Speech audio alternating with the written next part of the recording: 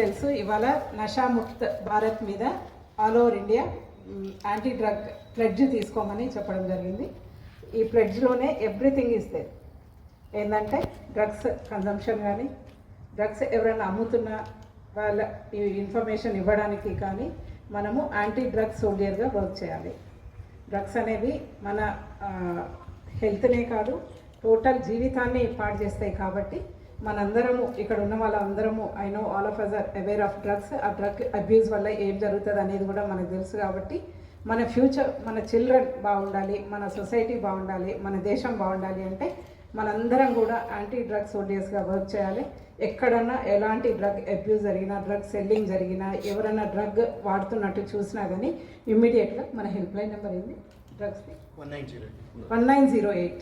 మన toll free number వచ్చేసి 1908.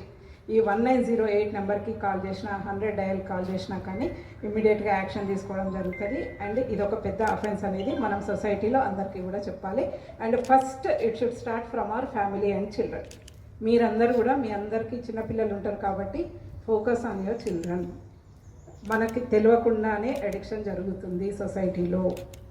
కాబట్టి చిల్డ్రన్ ఏమన్నా బిహేవియర్లో డిఫరెన్స్ వచ్చినా, ఏమొచ్చినా కానీ గమనించి ఇమ్మీడియట్గా we have to take action తీసుకొని దాని మీద డీఅడిక్షన్ సెంటర్ అట్లాంటి వాటికి పంపిస్తే ఇమ్మీడియట్గా డీఅడిక్ట్ కూడా అయిపోతారు. కాబట్టి మనం కేర్ఫుల్గా ఉండాలి, అలర్ట్గా ఉండాలి.